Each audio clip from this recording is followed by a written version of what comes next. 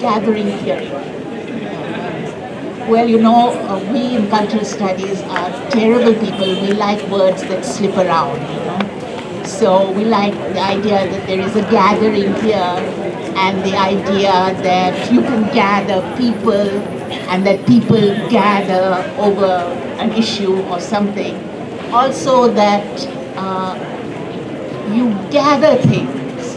The theory is not something necessarily that you sit down and you reflect on and you write the first step, the second step, the third step.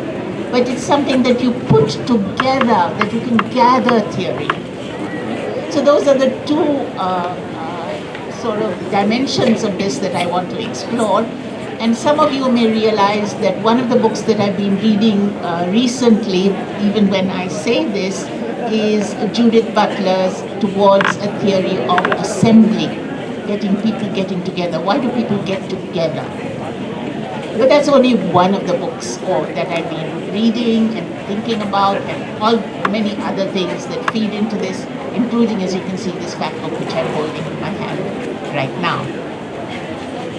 Okay. One of the principal tasks, if you like, let me say first, I have written that I'm very happy to be here.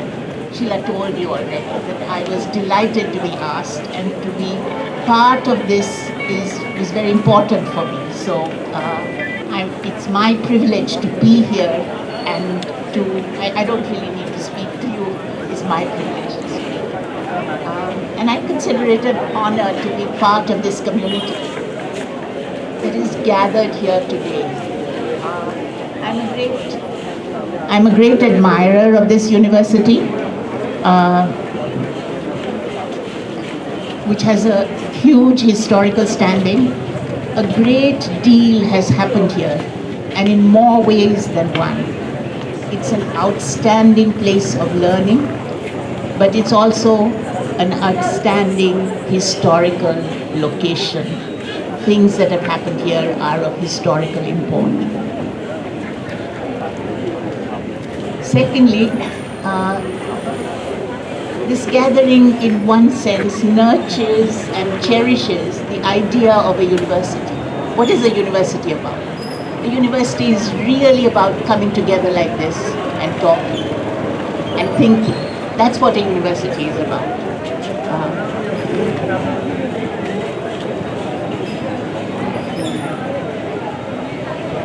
And that coming together, when we come together like this, there is an explicit commitment. Sheila wrote to me and spoke to me, and she said, we want an open forum. We want a place where that's an explicit commitment.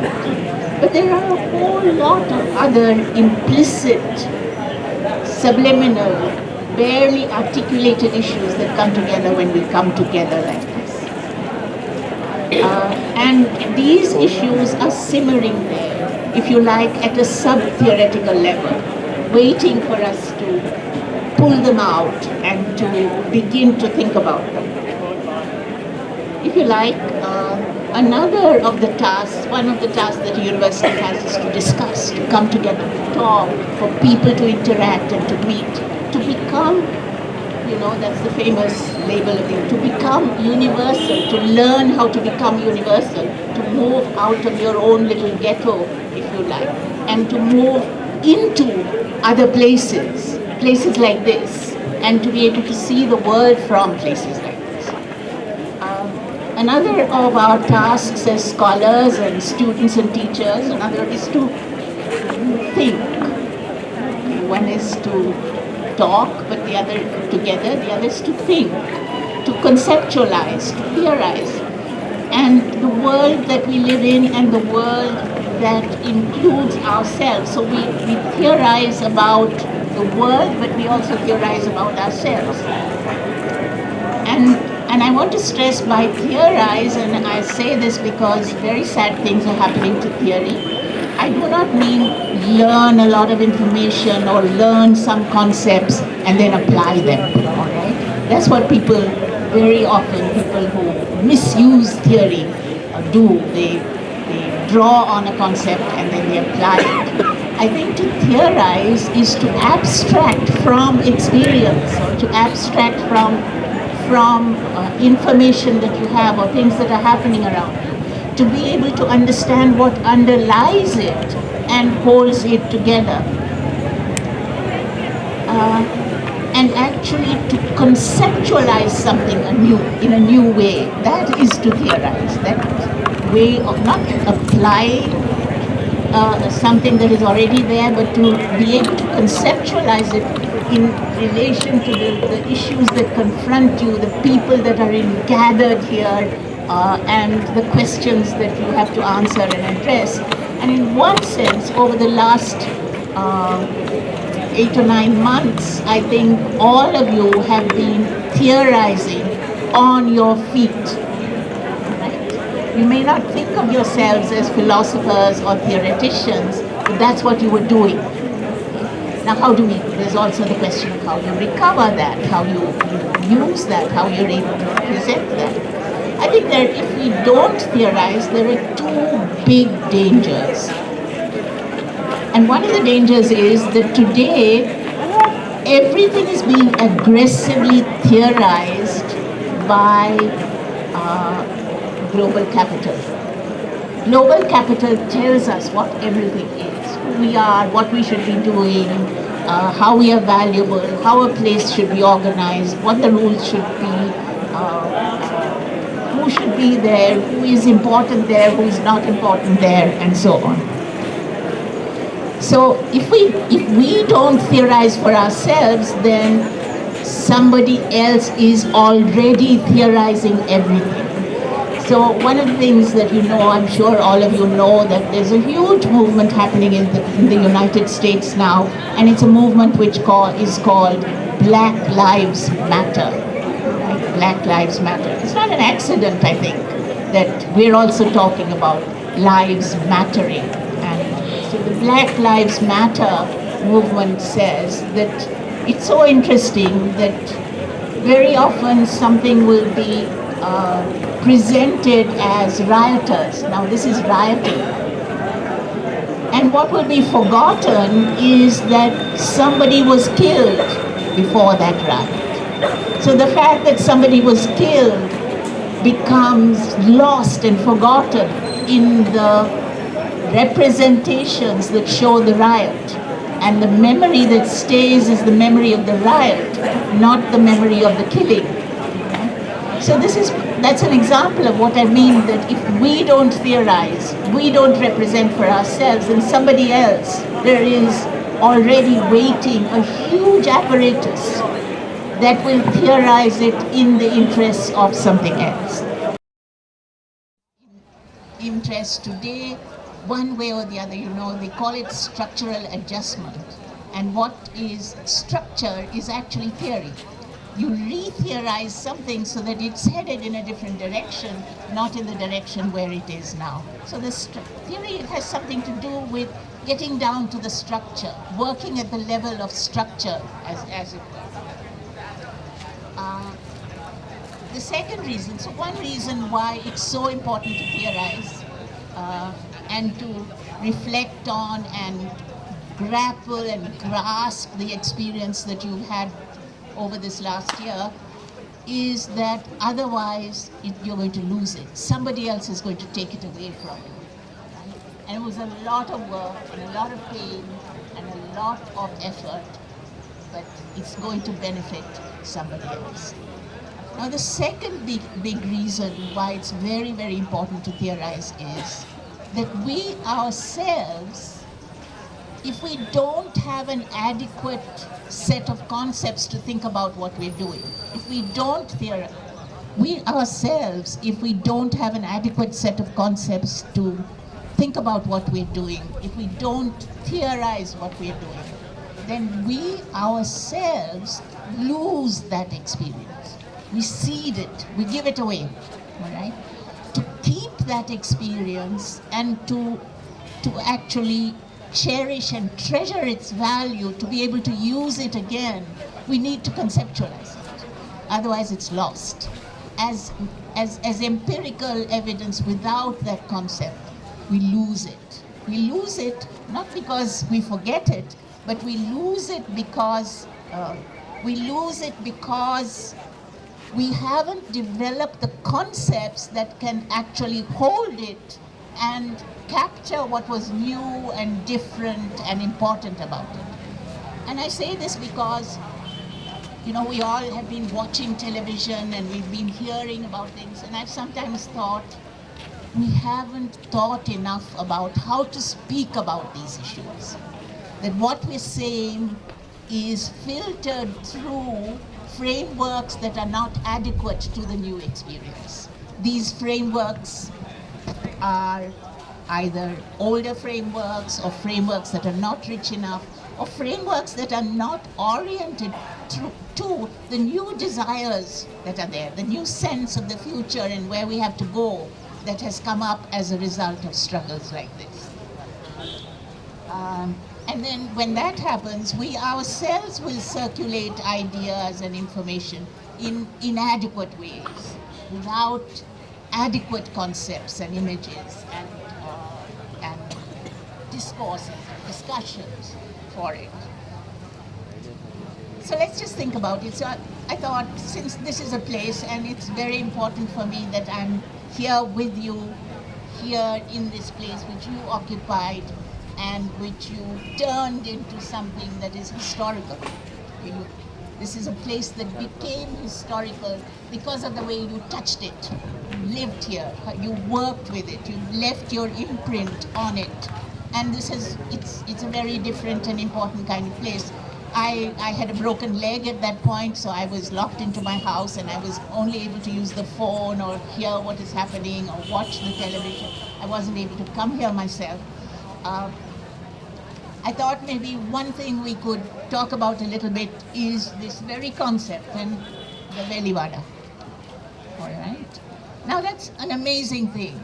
How did it happen? How did someone, did you ever ask, did Prashant or anybody else tell you the story of how they came upon this decision to call it a Velivada? Maybe he has told you, but I've never read it. It hasn't been available to me, and I don't think it's available to many people who weren't actually here. How did this concept come about? But I was really, really struck. I said as we started that HCU is a historical place. It's a university I admire enormously because of the many things that have happened here and the growth that has happened in this university. The first person who used this term in a very new sense is a poet and a scholar of HCU from the comparative literature department. I don't know whether Shivram was there at that point, called Madhuri Nagesh Babu. All right. Now Madhuri Nagesh Babu's he's got 8 collections of poems and he lived only 40 years. That's another thing. When do people die? And when do some people die? And when do other people die? And what is a lifespan for some groups and a lifespan? So Madhuri lived only 40 years. And in those 40 years, he published 8 collections of poetry. And maybe by now you all know what the first collection of poetry was called. Can you guess? Velivada. So in a sense, it's a citation. That when you use this term, I don't know what you were thinking about, but maybe in that subliminal bodily way that I was talking about earlier, that this word used as a title for a new collection of poetry. And I want to read to you a short piece that the other poet Khaja has to say about Madhuri Nagesh Babu. So in that collection of poetry is called Velivada. And here's, let me just see if I can.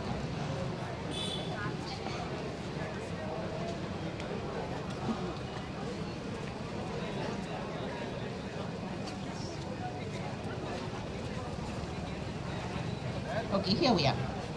He was born in 1964 and he died in 2004. All right. And here's what Khaja, some of you may know Khaja, has to say about Madhuri.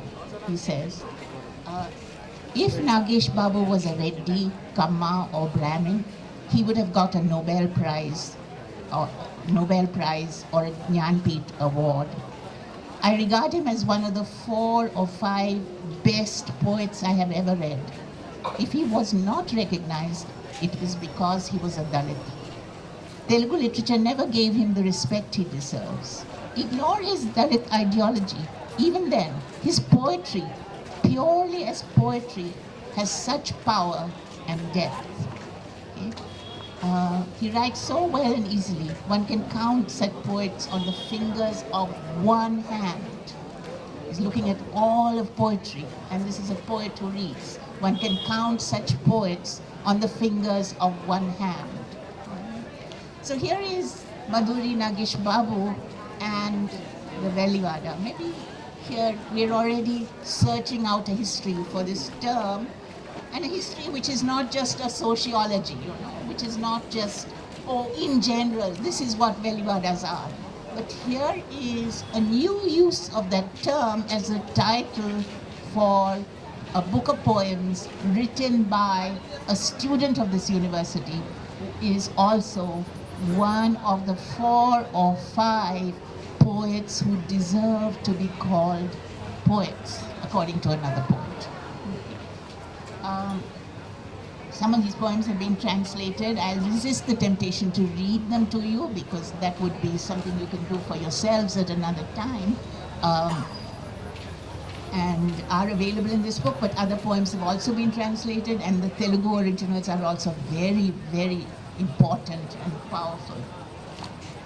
But let's just think a little bit more about this term in terms of thinking about how you conceptualize it. And one more thing I want to say, that one of the most interesting things for me about the current moment was how non-sectarian the Ambedkar students movement was. It won the student elections. 3 or 4 posts in it didn't just have its own position, but it was actually recognized by the whole student body as representing them. This is like something that maybe hasn't happened in many universities in India, all right? That we had an Ambedkar Students Association which had a history of doing things, articulating things, being a presence, such that the entire student community trusted them and elected them into this position. And in a sense, that gives you a feel for the pressure these questions that the ASA is raising and stands for, which are not just questions about caste, there are many other questions as well. That the questions that the ASA is raising are questions that are exerting some pressure on this community. Pressure that may be articulated, may not be articulated, but is actually both articulated and not articulated. So in a sense, I think the actual magic of this Velivada, the one I'm sitting in front of now, I feel strange not to be facing it, but to be sitting sideways like this. It feels wrong. It feels wrong to do that. The other thing that a Velivada is not really a geographical space. It's a tiny little unit here. It's a symbol of some kind, right? And of course, in a village, it is a geographical space. It's somewhere there outside. But as Sheila would tell you as well, it's not the geography there that is important, but it's the cultural significance of that location. What is it? What does it stand for? Where is it? Now, look at this Velivada. This Velivada is not outside. It's absolutely at the center. It's inside. Now, what does that say to us? What does that say to us when the Velivada is not outside, but it's inside? Okay. It draws our attention to all those in this community, and not just the people who sat here, all those in this community who are expelled or extradited or put out in different ways. Okay? And for some it's small ways, and for others it's big ways. But as a notion, as an idea, the Velivada is important because a university is a place to include and not to exclude. It's not a place to push out in any way whatsoever. So when we have a place like this symbolizing those who have been externed or those who have been pushed out, the images are so powerful that the images of the people here that are so powerful that it's almost impossible to think of them as pushed out. You know, they're so large and so important. That the interesting thing is that this Velivada is a place towards which so many people are drawn. That we come here because something important is vested here. The meaning of Velivada has changed, right? It's a place in which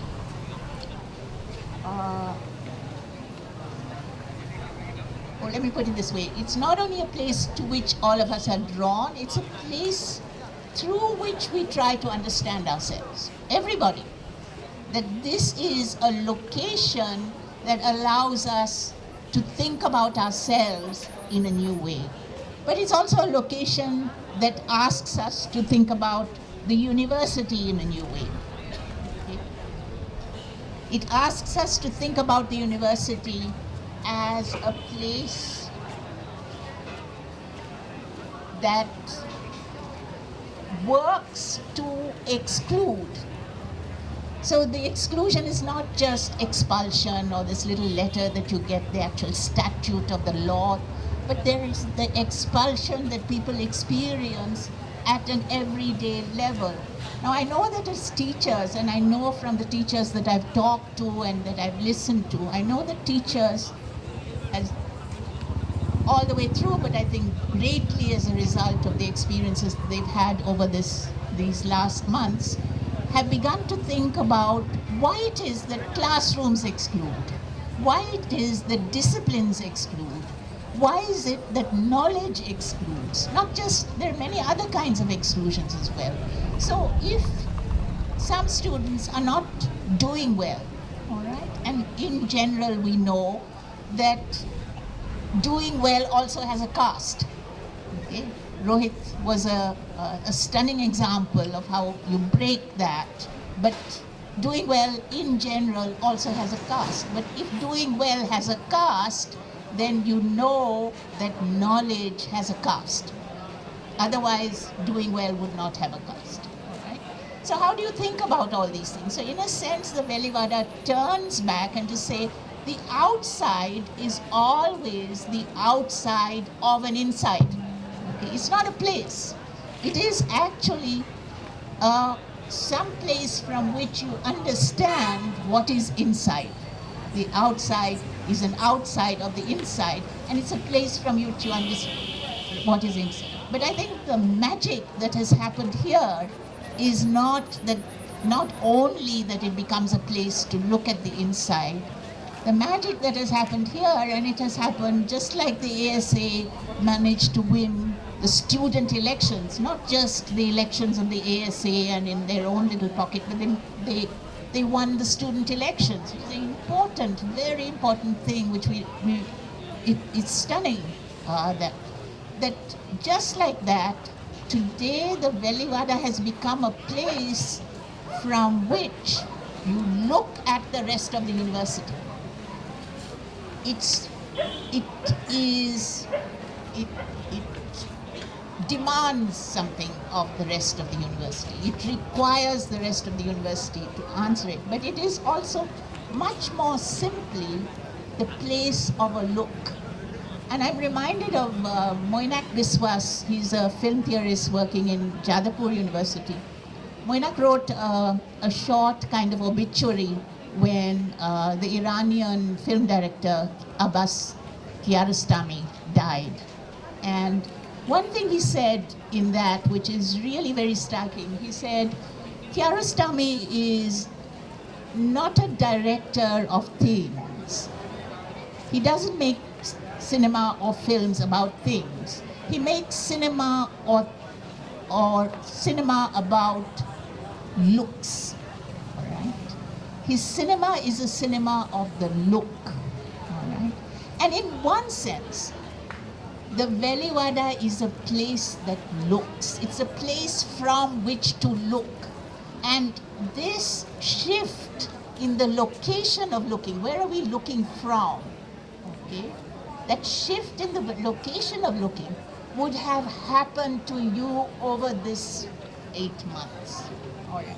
And that is a hugely important thing. Can you imagine it? I mean, can you think historically to see what it means to now look from the point of view of the Veliwada? Not only at the Veliwada, no, but to look at India, to look at the university, to look at India, to look at the world from this place. What is the authority of this look? If Kiarostami was saying that he was making a cinema about looks, there are many films that you could make about the new look, the new gaze, the new location from which the gaze emerges.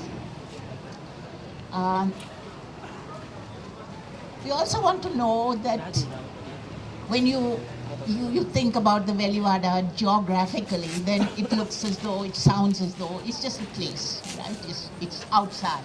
It's not inside, it's outside. But just as I said, the outside is always the outside of an inside, and the outside tells us what the structure of the inside is. The inside also structures the outside. Are you with me? That when I say you are not to be in my house, then I structure you as someone who is not to be inside my house. And there are the rules of inside my house that now describe you as outside. And these are rules we need to explore. How does it work? I don't mean explore it in an anthropological way, in a kind of absolute fashion, but to explore how it happens here, today, in our own lives, how it happens to me and how it happens to you, right? Ourselves as well as the world that we live in. How does it happen in a discipline, a subject? How does it happen in a social organization? How does it happen in a religious group? How does it happen in friendships? How does it happen in everyday life in different ways? How does it happen in party politics or in public spaces? This externment, the structuring of that externment. I'm coming to an end, don't worry. So that to be externed, or the place of externment, is a rich and structured place. To look at it is important, because it's also the place which tells you, one is the look that comes from there, that is the most important, right? That is the revolutionary look, the look that comes from the Veliwada. But what the Veliwada will tell us about the structure of the inner world, is there an opposite word in Telugu for Veliwada? And the Vada, I guess. But there should be some other description. There should be an adjectival that goes with Vada to oppose it to Veliwada. All right? So what does the Veliwada tell us about the Vada? What does the Veliwada tell us about the Vada that is our university, our city, my university? When I say the university, I'm a little jealous of Hyderabad University because of the distance you've traveled and what you've been able to do. But I also think that we did some important things in our university, and that our university is not so dissimilar from your university, both negatively and positively. So that if you're looking at it, this location is an enormously significant location from which to understand the university. In fact, if this university is to grow, to be accountable to the Indian nation, we're always talking about nation, to be truly accountable to the Indian nation, then it has to grow from the information that will come out of the Velivada. That is what will transform the university from a little agraharam into a university. That's what will transform the university. Today, I'm sorry to say, and I'm part of this, the university remains an agraharam. Okay? Its service, and with globalization, this is further underscored. So this look, or this perspective that when we look at the structure of the interior from that point, which is the point of expulsion, then the structure of the interior opens up in ways that will make us understand how the interior can expand and become more open, porous, more accountable to the nation at large. And it's amazing. I mean, it is almost unbelievable that we have an education system in India that is so exclusive, that leaves out 65% or more, or maybe 70% of the people of this country. We don't have an education system that can absorb them and be accountable to them in anything. Okay. And here's the last point that I want to make, the final point that I want to make. The final point that I want to make is that there's a great promise of transformation. And why am I so confident about it? I'm not just rhetorically encouraging you. And I'm confident about it because I'm a feminist. All right? And I know that in the last 50 years or so, feminism has transformed everything about the academy. The disciplines, its culture, its goals, its inclusiveness. I'm not saying it's perfect. I can see far more men than I can see women standing around me here. Obviously, there's some way to go. But we've come a long way. And if I look at my own discipline, or my own disciplines, as Sheila said, I'm one of those wanderers. I wander around. One place is too boring for me. And if I look at my own disciplines, which would be literary studies, history, cultural studies, gender studies, that kind of grouping, then you will see that actually they're completely transformed. What literature was 40 years ago, students of literature today will not believe what it was 40 years ago. So transformed. What a work of literature was, or what an artwork is 40 years ago and what it is today is unbelievably different. And it is the impact. You may think, is it only feminism? Well, it's largely feminism. And what is the reason? It's not that it's only about women. The transformations in the disciplines, the attack on the academy, the force that it should be opened up, it has to have also happened because there were many upper class women involved in the feminist movement. That was a very important aspect of it. But feminism was important because feminism theorized everything. Okay? Everything it encountered, it analyzed and it theorized and it opened up in a new way. And this has been, there are many years, the last decade or so, I thought, oh well, feminism is finished. Nobody wants to be a feminist anymore. Feminism has become a dirty word, a four-letter word, or whatever it is. The young people are not interested. But today, There's been such a transformation. Sheila told you about this undergraduate textbook that we wrote, all right? As soon as I finished writing that textbook, I put my arms up like this because I knew that tomatoes and arrows and various other things would be thrown in our direction. But to my astonishment, each newspaper was publishing a story about it 3 times, 4 times. I kept saying, we have nothing more to say. We only have this one picture of the cover of the book. Never mind, madam, we'll publish it again, right? You can do it again if you want to, all right? I'm not saying that there was no opposition. Yeah, there was some, but it was trivial compared to what we experienced 40 years ago. There's so much excitement. There's so many young people doing amazing things with videos, with cinema, with writing. And I want all of you, please, all of you, this evening when you go home, to get onto your computers and to type in Claudia Rankine. Claudia Rankine. And this is a black woman. She's a black woman originally from Jamaica. And you know, Jamaica is a very advanced kind of black country. And she migrates to America. And as soon as she reaches America, she knows she's black. All right? In Jamaica, she was not black, but in America, she's black. Some of you who've been to America would know that when you reach America, you're black.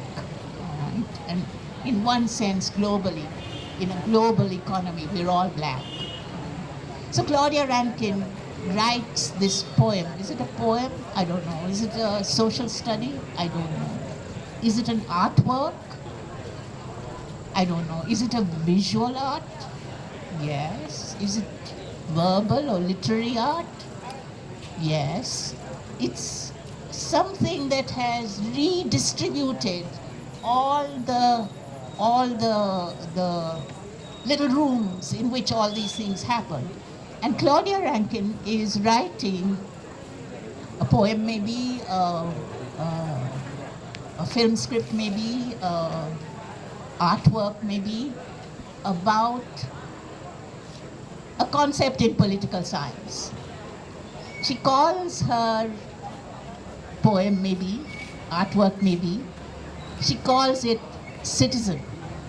Just one word, Citizen. All right? And please read it. That's your homework for today. Thank you very much.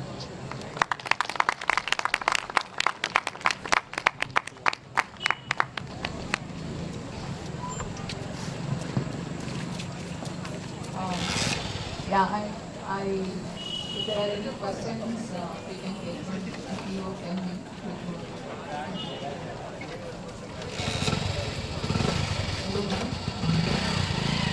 we have been witnessing a lot of repression from the administration. One of it is, of course, there are CCTV cameras here. There's increasing restriction on mobility, especially for marginalized genders. And why I want to say this here is because we know that you are one of the drafting committee members of UGC Saksham guidelines. And our GS Cash representatives have submitted one representation to our administration that you cannot ensure quote-unquote protection or quote-unquote safety of students, of women students in particular, by doing moral policing. And that is what is exactly happening here. I would like you to talk more about Saksham guidelines.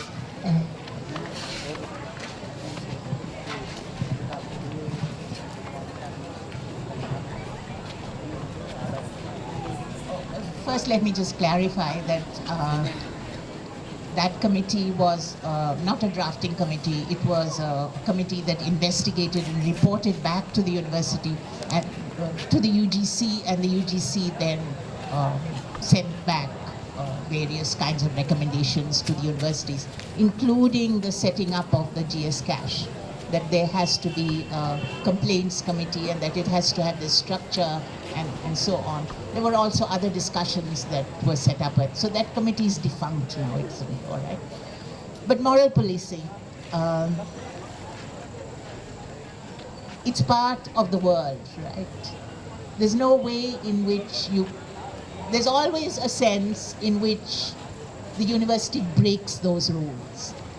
That we think about each other, we talk about each other, we work with each other, not in that language. We refuse that language as a language of thinking about women or thinking about each other. All right? So there's one sense in which it's rejected, it's refused. Other spaces are allowed to emerge where moral policing is not the language. But it is also an agraharam, right? I've just said that the university remains an agraharam. And agraharams are heavily policed. They have hundreds of rules. And they have a huge number of rules about sexuality. Okay? Sometimes you think, at my age you think, why do people make such a big fuss about this? It's just an ordinary thing which everybody enjoys. And yet there are massive number of rules about it. Okay? So we're always doing little guerrilla warfare with the rules, with the moral police. All right? And you can do that cleverly, you can do that brazenly. If you're together in a group and you are deciding to oppose, you do it brazenly. If you're alone, you do it cleverly. So there are many ways in which you work, and there are ways in which it changes. But let me also say, having gray hair allows me to say this, let me also say that things have changed. Things have changed so much. But it's also true that things are not good. They're not good. So it's an ongoing battle, and it's a battle that you have to take. I mean, you can't just send a letter to the UGC and hope that it's going to get fixed. It's not. It's in your hands. It's in our hands. And it'll only get fixed a little by little. One good thing is that today there are many women and many men who want to be involved in getting it fixed. And that's a big shift that has taken.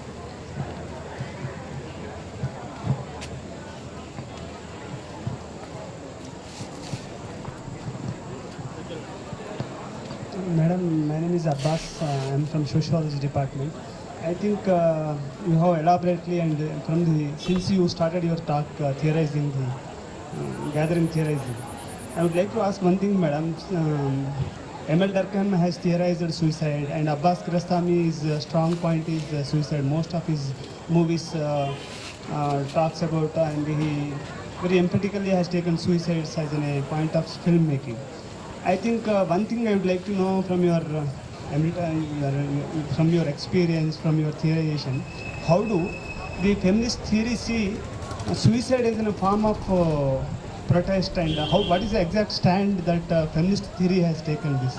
Any number of, let us say that left people have, they don't accept the suicide as a form of protest, but they came out and they spoke. And how exactly the feminist theory is taking stand on the suicide as a form of protest, and what is your firm stand on it? Please kindly explain.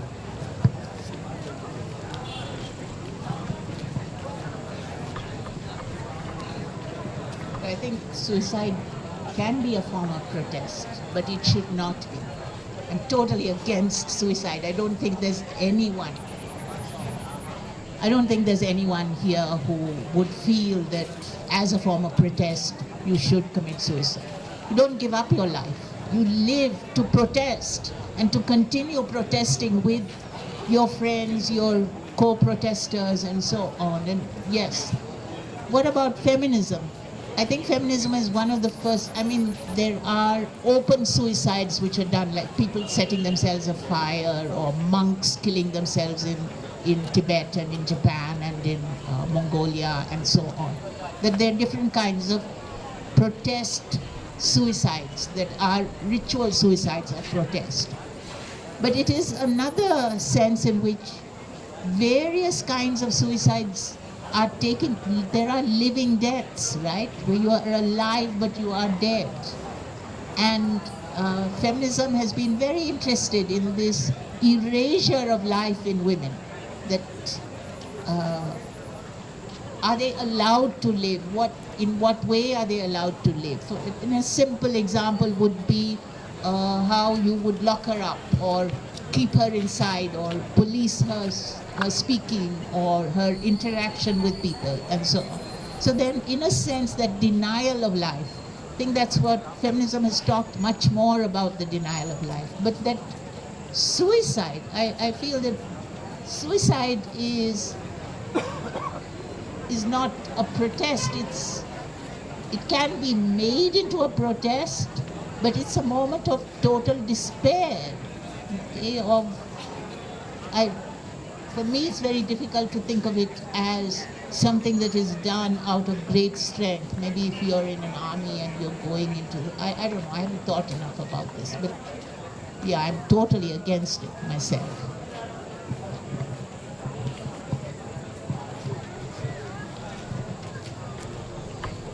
I think we'll stop maybe after this question. So, like as someone pointed out, that our university is going through a transformation from a certain kind of public university, from one of the better public spaces that it was. It is like a CCTV has been installed, and there's a notice about, and students' movements are being controlled, etc. So, IFLU already saw that transformation. So, and now in some sense in IFLU the transformation is absolute. IFLU also saw the rustication of Dalit students. Something that we are experiencing here today is similar to what already happened in IFLU. The kind of targeting, the institutional violence that the students face there is what is also happening here. And today we see a situation where the students' union has been able to come up with a statement saying that what happened to Rohit was institutional murder, but the official teachers association, the teachers union of the university, has not been able to come up with a statement saying that what happened to Rohit was an institutional murder. They may have taken stands on various issues about it, but directly about the violence that was committed, that has not been done. So I wanted to know from you, as a faculty from IFLU, how do you look at what happened in IFLU at that time? How do you look at the role of faculty and political response from that position? Because as students at some level, we are very disappointed that apart from a section of faculty, people who have been discussing with us in the classrooms about democracy, justice, casteism, have not been able to take those political stands and actually are now standing in conflict with us. So, I mean, I would like you to please reflect upon the situation in IFLU and HCU. Thank you.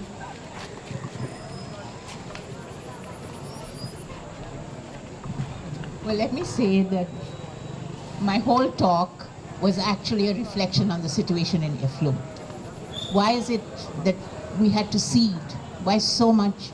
IFLU has just been turned into a little factory, a factory for producing, I don't know what. Let's not name it, but you know what I mean. It's a neat little factory where no one is allowed to get together. You can't even have a talk without the High Command's permission, and that intellectual life in IFLU is completely suppressed. One of the reasons why I was so happy to come here, is that you're doing this, all right? You're saying we want, and there are so many of you. There are so many of you together who are doing this. In IFLU, I think the students were taken by surprise, and it was vicious. It was vicious.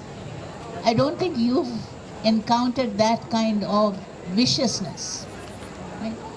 And that viciousness which just threw students out, got them into the police, got the police, so many things. You know exactly what happened, and I think everybody else knows that it's a pretty place.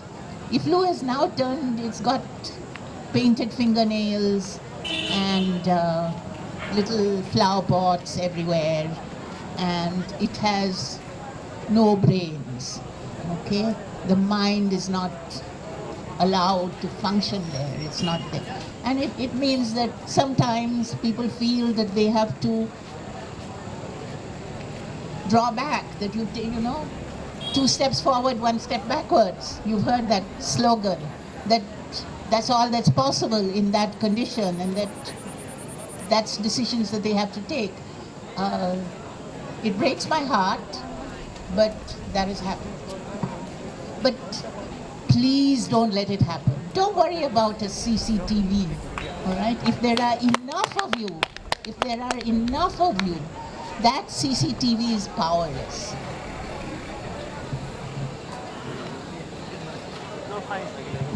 I think I'll take the discussion offline. Maybe you want, you feel okay. Sorry to drag this, but I mean the point that I think I was trying to make was exactly that the students as a body, like what has been attacked today is not just students.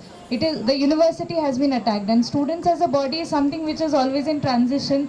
Like we are here for a few years, but the faculty is a permanent stakeholder in the university. So why is this not being articulated as an attack on the faculty and the intellectual, like the stakeholders? In more that sense, who will be more affected are them. And why is it that we see such a big difference in the response between the faculty who are supposed to be wiser, who are supposed to be more firm, and among the students who are in some sense are being more radical than the faculty. Thank you. That's not surprising.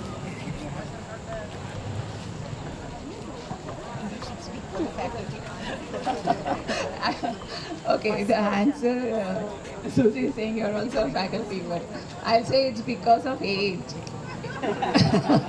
Sorry, but I'm not saying it as a joke so much as, as people grow older, they forget their idealism.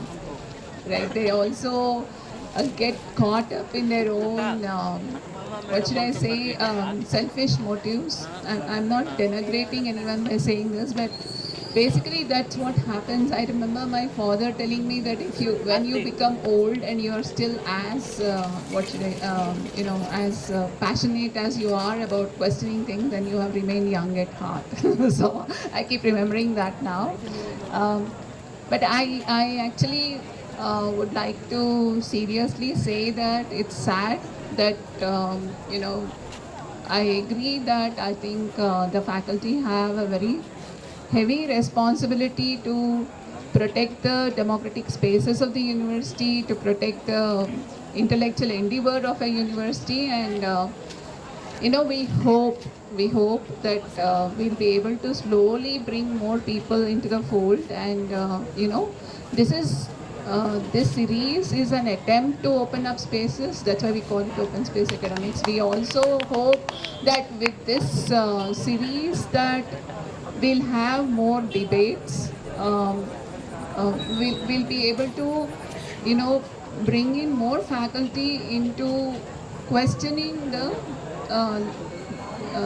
suppression of voices in the university. So, I mean, this is basically with a hope in our heart that we go forward. So, I think I became a de facto anchor today, and let me also say the strength of this movement. I mean, like when I spoke in January, when students asked, I said this is a very historical movement. I congratulated the students for it, and I know Professor Susie has also said the same thing today. It's a very, very historical movement. Very, very proud to be a faculty of such students here. And what I would like to, what I was trying to say is the strength of this movement is that truly speaking, there are no leaders, and yet there is never a pause. If somebody feels fatigued of doing things, somebody else steps up. And I think that's how the movement has been going on, and it's the greatest strength of the movement in that fashion. I see it in students, I see it in faculty. And, despite all our differences of opinion, it's not like we all agree on everything together. But despite our differences of opinion, we believe that the fight we are now fighting is something extremely important to change the direction of history of this country, and we will continue to do so. So I'll just, say that I have had a very, very amazing evening with Professor Susie Tharu's talk. I mean, it's, I have been talking about the framework of language that is used to frame the whole situation in the university to some of my colleagues. So it's sort of, I'm not a you know, I'm not a liberal arts student, I'm a science student. Unfortunately, science students are very uneducated in some sense. So it's good to know that my understanding is reflected in the language used by a professor who is, you know, an expert in this area. So I think there were many things which were said for many of us to reflect, deepen our thoughts, and I think it's very important to come up with our own framework of language, because if we accept the framework set by the administration or by the government, it's just defeating our purpose. So let's not accept the frameworks given to us, and I think that's the message for me from, you know, Professor Susie Karu's talk. And I really want to thank her for making this journey from Sainik Puri, which is so far off. It took her more than 2.5 hours to come here, and she has to go back for all that distance. So I really appreciate her. I wish all of you also thank her.